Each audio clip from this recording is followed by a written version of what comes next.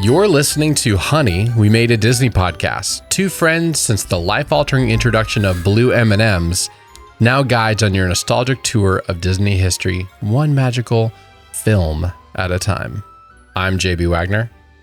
And I'm Eddie Ferguson. And on today's episode, we remember our own Latin American adventures as we review Saludos Amigos.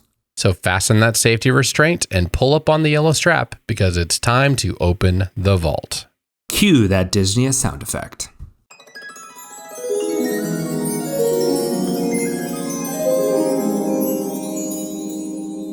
Eddie, I feel like I should not be the one introducing this movie. I feel like you should take it from here, being as someone who's living in a Latin American country right now. You know Spanish, you speak it fluently. I feel like it would just be wrong for me, the most gringo of the two of us, to be do that. I have to admit, there in the intro, it was all I could not do. And I wanted to just give it like my best gringo accent and be like, Saludos Amigos. Amigos. Amigos. My team member called me out on that for saying a composer's or a director's Guillermo del Toro. Yeah, I said it horribly, and Michaela called me out on it and said, "Thankfully that you, Eddie, had corrected me in the moment nicely." I also got to say, there's times though that I feel it feels pretentious when you're in a conversation with somebody and there is a Spanish phrase or movie or something in the mix. My brain is now programmed, I have to say, hey, we watched the movie Saludos Amigos and pronounce it. But right. I feel weird. If I'm talking with another English speaker, I feel like I should say Saludos Amigos because then they would actually. And the opposite happens to me here. That's really hard. There's a lot of English words in Spanish here in Costa Rica, but they'll pronounce the English words with a Spanish accent, and I have no idea what they're talking about. There's so many instances. And I remember the first time I ever heard it was I went to the coffee shop to buy coffee, and they asked, well, how do you want it ground? And the guy said, do you want it for and he said, coffee maker. And I'm like, coffee maker? What? What is that word? And I'm got my dictionary out. I'm trying to get it all out. And eventually dawns on me, he's saying coffee maker, but coffee maker, in a quick Spanish accent. So it happens to me on both ends of all of this. But yes, needless to say, I enjoy this movie. I've not lived in these parts of Latin America where Saludos Amigos is set within South America, which I have visited. I know Ecuador and Argentina. We both know Brazil. We have both been there. Yes. So where these movies... There you go. The curb. The curb. So yeah, we... There's a lot to be enjoyed and loved about the setting of this movie. I feel like you can't dive too deeply or get too quickly into the nitty-gritty of this movie without addressing why this movie even exists. Yes. What is its origin story? It's a very fascinating story in and of itself, and I think we have to begin there.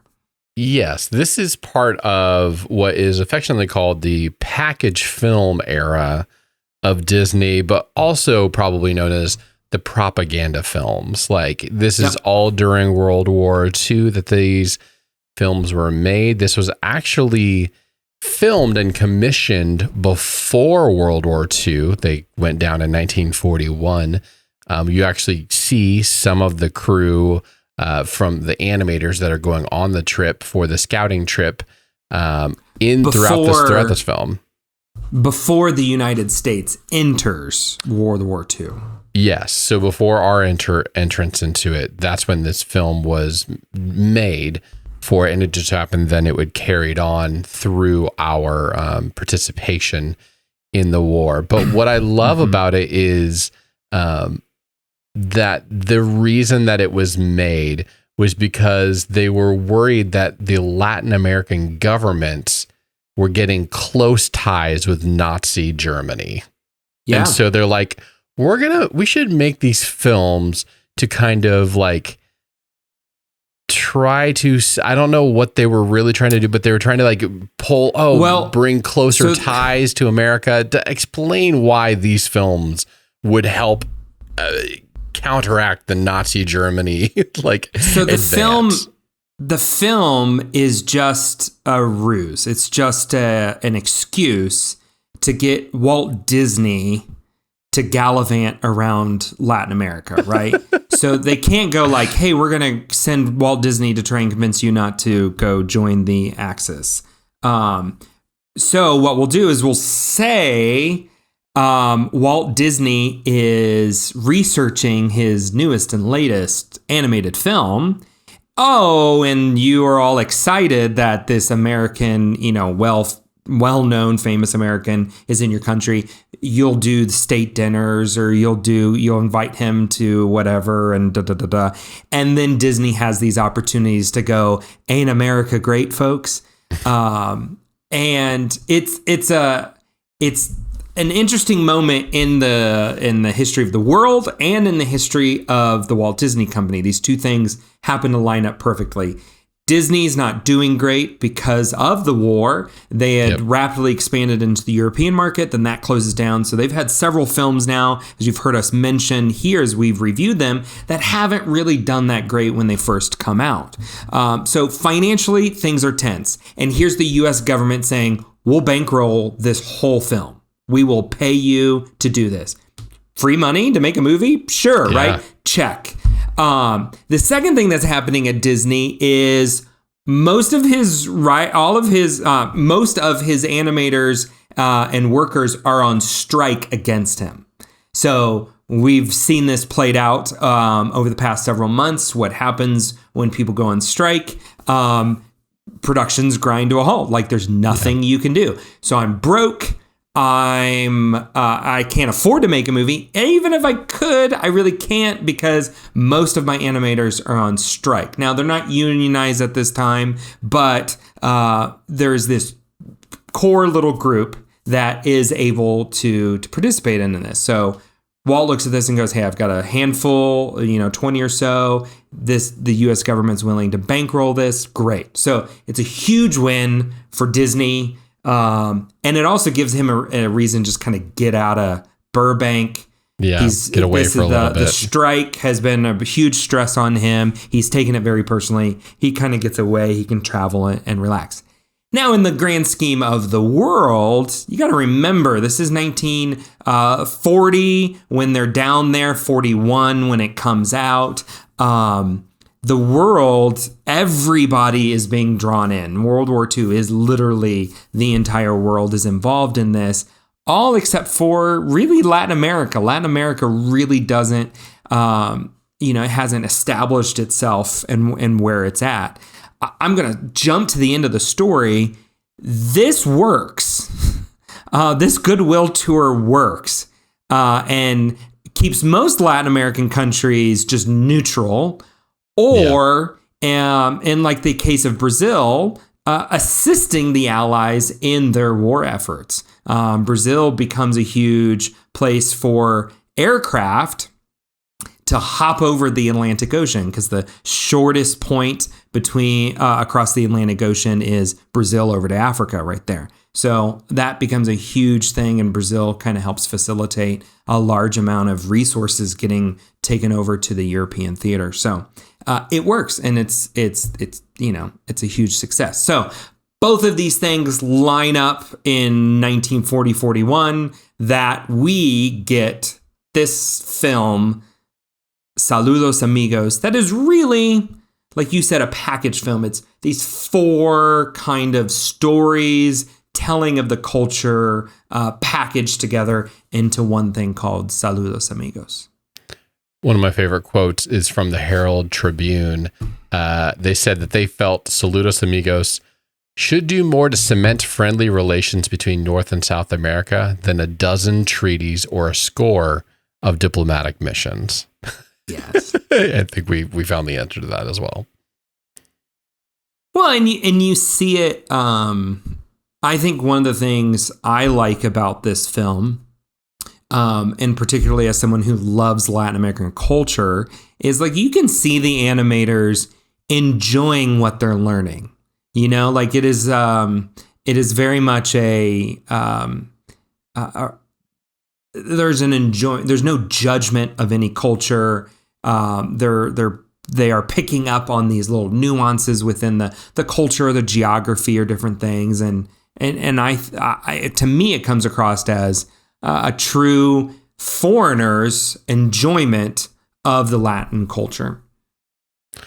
You can definitely feel all the colors throughout all of this. Mm-hmm. It's a very vibrant film. Even when you look at some of the artwork that they show, because they cut back and forth between the production shots with what they ended up animating. You can see where the influences came from. Did the production shots of seeing the animators get on the plane, being up in the air right before we see the Pedro section, did that take you out of the film, or did it like make it feel too much like a faux documentary? Like, even how would you classify this film? Is it like a true narrative film, or is it just a documentary of sorts? I mean, to me, it's like watching that docuseries they did on Frozen 2 and then cut to watching Frozen 2. You know, those two things are much more elongated and, you know, a longer format. But in many ways, I felt like this was a precursor to the DVD extra, but we just insert the clip, the short, you know, after each of kind of those little different moments and stuff. So I wonder if you're right. It's hard to classify. It's like newsreel meets shorts meets docuseries, production diary, all kind of rolled into one thing. Because if you only took at just the animated pieces of this, it's not that long. There's basically 4 shorts is what they basically are. Maybe a little bit more than that. That first one is a little more, has more movements to it, different locations and stuff. But stripping away all the production stuff. They classify it as, well, I was going to say the 4 movements or the 4 segments kind of follow, you're going from north to south, right? So you start in Bolivia at Lake Titicaca. Then you go down to Chile and you've got Pedro, the plane, which I think is so cute. It is like the source material for the Cars universe, you know? Like it's just kind of fun. And then you go down to Argentina and you have best animation casting anybody could think of, which is El Gaucho Goofy. So Goofy as an Argentine gaucho or cowboy. And then we pop over to Brazil, which I don't speak Portuguese, so this is where I'll butcher this one. But Aquarela do Brasil, which is like the watercolors of Brazil, which I have to say, you were talking about just beautiful painting and animation. That one for me stopped me in my tracks. Like when that segment opens and it's the brush and the animation style mixed between watercolor landscape and then segments within it get animated. That was really cool. I really, really liked that one. That one was by far my favorite. That one was definitely the most playful with the medium. With you're seeing them draw and animate while Donald is coming on screen, with the parrot then coming on as well. I'm not even going to pretend to say the last name of that character because I will completely butcher it. But then that parrot ends up coming into the 3 Caballeros after this in the next film. This is like his introduction in this thing. Yeah, you get this trip, and this trip produces this film and the Three Caballeros, which we'll look at next week. So I did kind of say that right. Caballeros. Yeah, look at you. You're good. Caballeros. You paid attention to Penny G's Spanish class there. I know you. I think, though, my favorite probably moment in all of this, can you guess what my favorite moment where I literally stopped it and played it back over and over to write down every last word from this moment? It's really early on. It's in like the first few minutes. Oh, like when he's discussing the culture in Bolivia and like the different artists. I don't know. When he's talking about the burros and the llamas. Oh, yes. I'm just going to read it because it's so good. These little syncopated burros bear the heavy burdens here because, wait for it, the more dignified llama will carry just so much and no more. When its porter is exceeded, that haughty aristocrat of the Andes calmly sits down and refuses to budge. Yes, a llama can make you feel awfully unimportant. I was like, this is amazing. This is the best description of this random animal of llamas that it just like, it gave me a completely new perspective. Not quite wolves don't attack people level for those who listen to the podcast. But this was like, you just gave me a whole new perspective on it. And now I want to go back and give a higher rating maybe to Cusco and the Emperor's New Groove. I'm like, oh, they made him a llama, but this was like a pretentious llama, but that's their personality. That's so interesting. I love that you've highlighted this and pulled this out because I enjoyed so much that as that narration over that segment is masterful. Like, it's beautiful. You know, it's beautiful writing. Like a wordsmith must have sat there for hours, just carefully articulating all heavy of those. Burden. But I think what just accentuates that whole moment is the animator painting glasses onto the llamas and like the, you know, over the rim of the nose glasses and the big round glass. And like, as you see him doing that with the narration, it all just kind of clicks and you go, yeah, I get it. I see it. I know exactly what's being said here. That was easily my favorite moment in this entire thing. It's none of it's animated other than the glasses, which glasses felt very much like Encanto, like her glasses in Encanto, which is also set in Bolivia, if I'm correct, right? Or maybe not. No, Encanto is up in Colombia. Colombia, okay, sorry. Come on, JB. There's a song called "Viva Colombia." Colombia. Yeah. Exactly. But if I'm going to rate which of the four pictures I like the best, I would definitely go with you on the beauty of the last one with the watercolors and the painting. It's hard because I wasn't this film. That's why I kind of push back on what is this film? Is it a documentary? Are they actually narrative pieces? There's not much of a like hard and fast storyline in all of this. They're just sketches basically to me.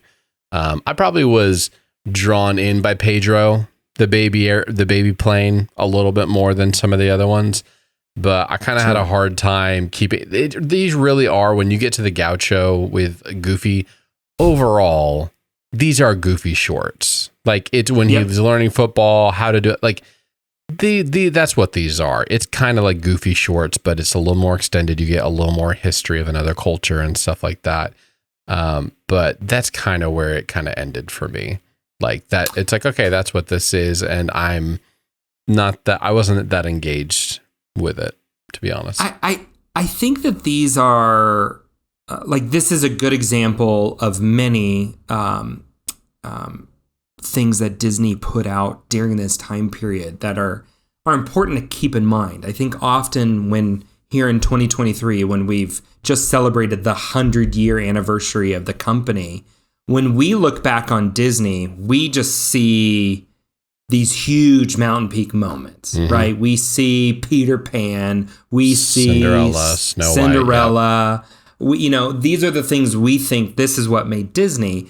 But honestly, I would make the argument that what we just watched and many other things from this specific time period is what intertwines Disney into Americana. Like, we are now at a point where you can't, when you start to describe like what is the Americana, the American folk art, I'm sorry, Disney has to get woven in there. Disney has to come up. I heard a crazy statistic. 83% of all Americans, 83% of all Americans will visit a Disney park in their lifetime. Wow. Let that sink in. That's from the Smithsonian. 83% of all Americans will visit a Disney park. That is crazy. There's nothing else like that 83% of Americans have in common, right? We've got to stop and realize what we're looking at here when, the United States was emerging as a superpower, as this kind of dominant culture, Disney was also emerging as a company as well. And when the two kind of come up together, they intertwine. And this is why Disney is, like when you think of like what is like an iconic American company brand, you gotta say Disney, you gotta say Coca-Cola, you've got to, these all things kind of intertwined here. And what Disney goes on from here as well during this time period, they create a lot of other like straight up hardcore propaganda films that get, Donald acting like a silly Hitler and things like that, to even like training videos. One of the things that they figured out was they can train the troops faster if you let Disney animators create the instructional videos. Funny and people, because you gotta, these are 18-year-old, 19-year-old guys here who are signing up for this. And so this is the moment that Disney solidifies itself as the all-American brand, not just within the United States, mind you, but also worldwide. Which this is still felt today. There are whole hotels at Disney World that get just taken over by Brazilian tour groups. There are certain times of the year that there are so many Brazilians at Disney World, they start making the announcements in English, Spanish, and Portuguese. Wow. And that economic engine that Disney is enjoying today, I mean, you can trace right back to this this Saludos Amigos, that you would think, oh, this is silly, this is goofy, what was. No, it has like a huge impact today. It has a huge cultural impact that we still see today. So Eddie, tell me from this film, what is, for me being ultra gringo, what's a Spanish or Latin American moment from this film that would have gone straight over my head? That if you wanted to pull something out there where you're like, oh, you wouldn't know this, but when he says this, or when he this dance, or this whatever, that I would have just thought it would have been over my head. Was there anything that you can think of from this film that you're like, oh, you'd only know this living in Latin American culture, or obviously some of it is in Spanish or Portuguese, and I wouldn't have caught a lot of even what Jose had at the end? Yeah, I mean, so for at least the first three, and no specific quote is coming out to me, but there is definitely a lot of just the Spanish left in. That's, I think that would be hard. And you see that in the Pedro short. There's a lot of just kind of little like signs and whatnot painted that were just kind of funny. Flight school, like the schoolhouse, and it was like Flight School was the name of the schoolhouse that, you know, Pedro comes out of, and different things like that. I don't know about like Mist. I guess for me, and maybe you picked up on this or not, I think for me, having traveled through Latin America, one of the things I enjoyed was showing the diversity of culture within Latin America.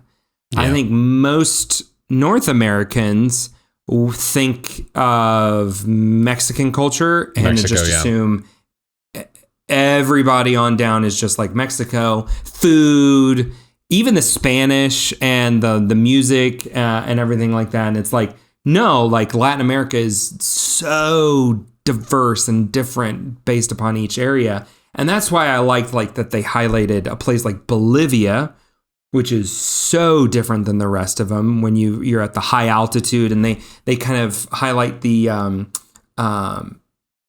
scarf, kind of large blanket, colorful blankets that the ladies wear or wrap the kids around them, to the Argentines with the gaucho culture, all the way out to Brazil, where you kind of get a little bit more of a Latin feel, but nothing like, you know, Mexican culture, which you'll start to get a taste of in the next film with the Three Caballeros, and they add, I think his name is Panchito in there, which kind of represents more of the Central American, Mexican kind of flavor of Latin America. So I think that was one of the things that I don't know if most would pick up on. It was just like the diversity and such a difference of culture that I thought they did a really good job of highlighting.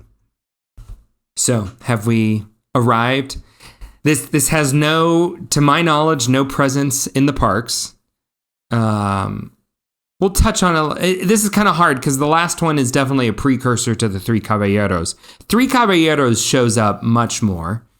But this one, I don't know if I've ever seen anything. I would be shocked if I did. Yeah, this was my first time watching. I didn't even know really that this movie existed until we had it on our list and we were debating whether or not to put it in its own category. And you said, no, yeah, let's give it its own time here on the podcast. So I'm glad I watched it. I'm glad that I got to experience it. It was a new experience for me and kind of a different educational thing. So I would probably, for me, Eddie, it's not going to shock you, I would categorize this probably as a 2, as interesting. But that's probably as far as I would go with it.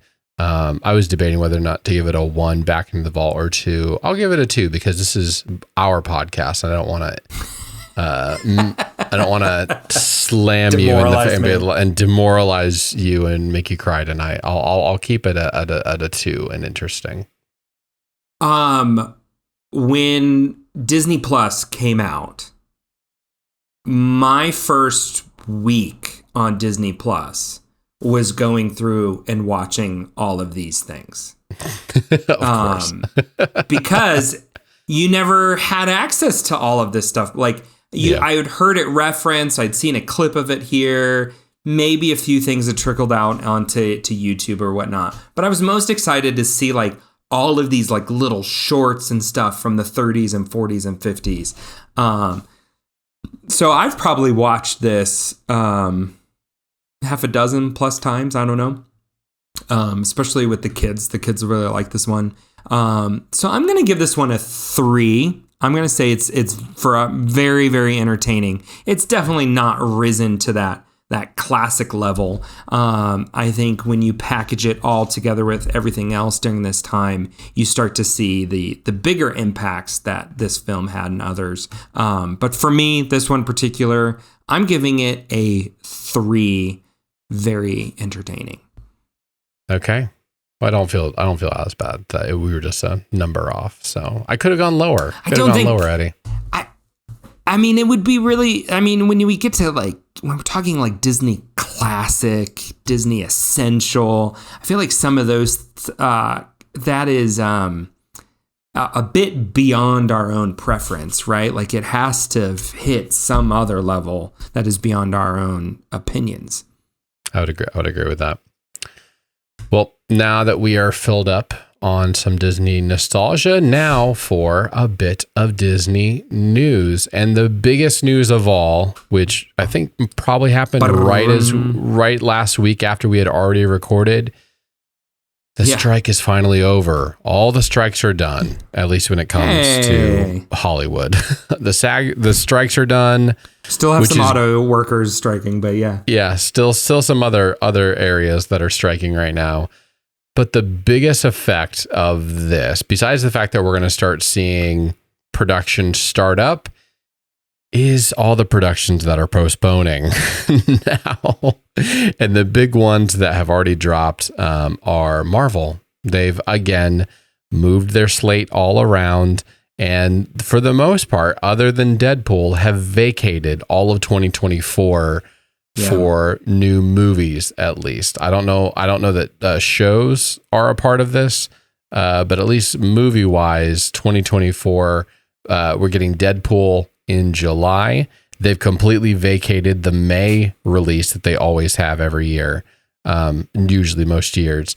And they've moved Captain America, Thunderbolts, and Blade are all now in 2025. So we're getting 3 movies there, which I don't know how that speaks to their desire to pace more of this out.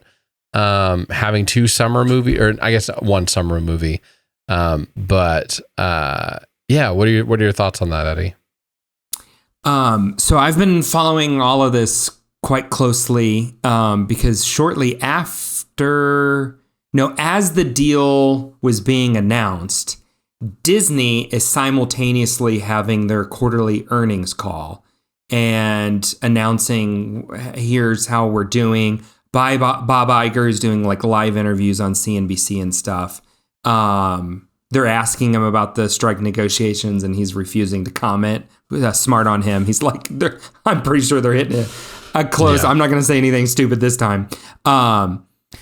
This time. I think what revealed in the quarterly earnings call is that Disney has cut cost tremendously. And Wall Street loved what Disney did. It has made them, profitable again. The stock price saw a huge, or I won't say huge, but significant increase after all of that. And the big buzz that I'm hearing post-strike is, they may have gotten the deal that they wanted, but this also gave studios and streamers, right, this moment to take a break and take a deep breath and go, we just spent the last 10 years spending absurd amount of money to produce all of this content, right? The golden age of television. And we still didn't hit profitability. But when we started cutting, and they went on strike and we ceased all productions, we hit productivity. We became, So the big thing that I'm starting to hear is, I think we're going to see more of this we're going to see less. I think less is going to go into production. And I think you're going to see everybody start pacing, especially Disney, pace things out a little bit better.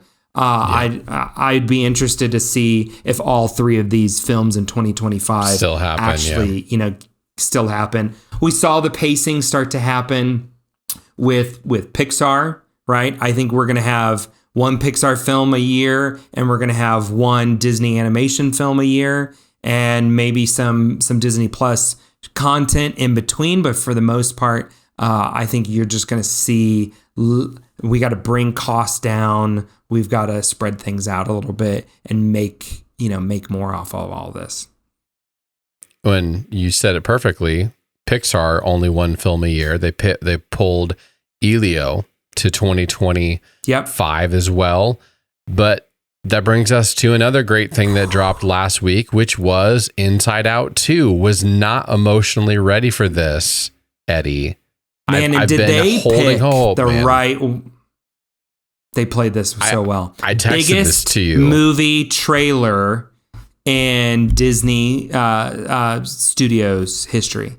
Biggest trailer release. This was perfectly timed for them. right as we're kind of wrapping up a lot of the strike saga.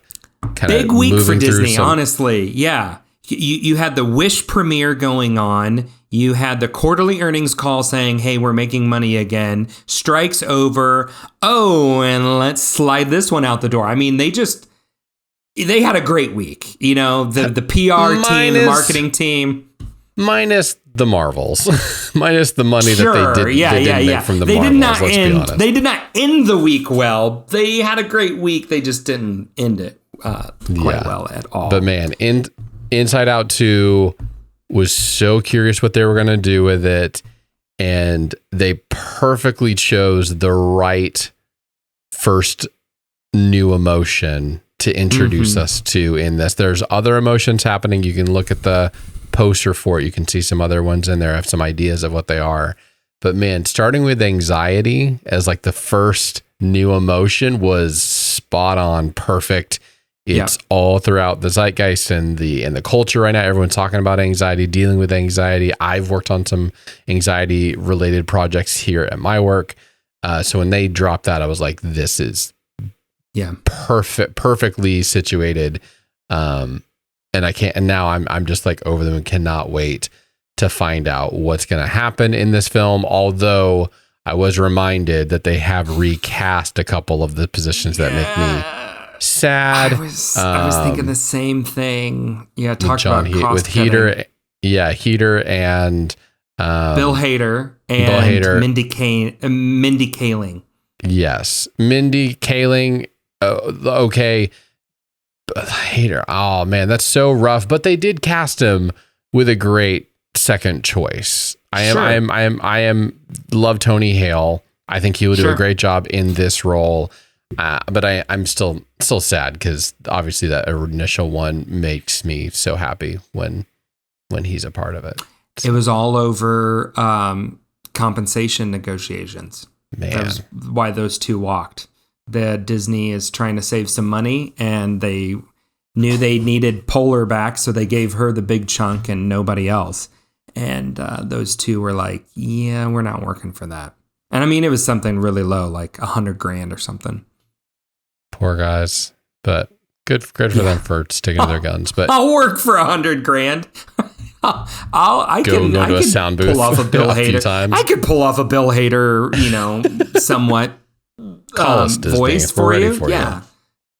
Shoot, so I'll do it for $50,000. We're not going to be doing any review of the Marvels on this podcast, partially because Eddie refuses to give Marvel his money at all. You overstate it. That makes it sound like I'm putting far more effort into this than I actually am. You are actively trying to not involve yourself at all in the show. On the other hand, viewed the actual quality Marvel content that came out this past week, and you did not. The one that everybody's talking about. What an episode to miss. If Eddie had actually just texted me, he has my number and said, hey, we need to talk about Loki season 2 finale, I would have found time to watch the final episode.